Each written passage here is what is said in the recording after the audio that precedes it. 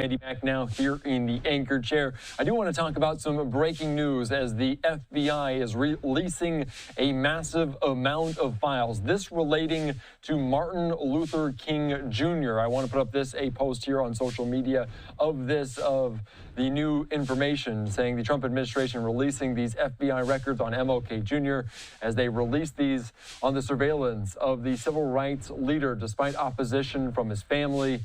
And of course, leading up to his assassination in 1968. So this is a major development we're following closely here on Live Now from Fox relating to us, as the release involves more than 240,000 pages of records that have been under a court-ordered seal since 1977, when the FBI first gathered the records and turned them over to the National Archives and Records Administration. So, of course, for more on this, we're going to continue on as King's family, including his two living children, Martin III and Bernice, were given advance notice of the release and had their own teams reviewing the records ahead of the public disclosure.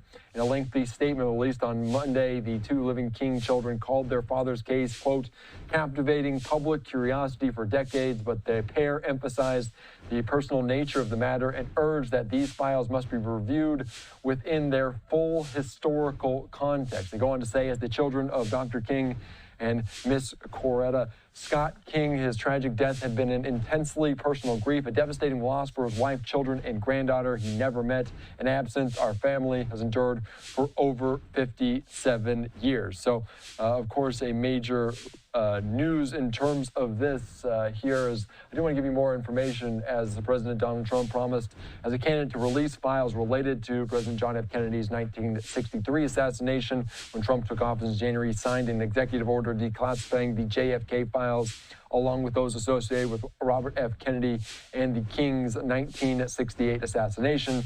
The government unsealed the JFK files in March and disclosed some RFK files in April.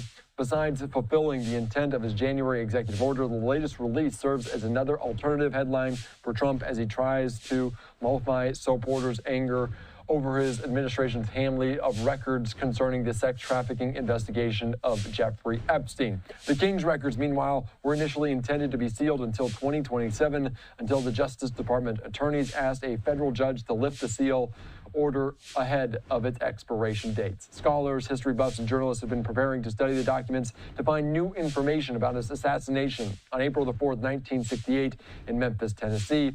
The Southern Christian Leadership Conference, which King founded in 1957 as a civil rights movement blossomed, opposed the release. They, along with King's family, argued the FBI illegally surveilled King and the civil rights figures, tapping their office and phone lines with the aim of discrediting them and their movement. I'm Andy Mack. We're back after this.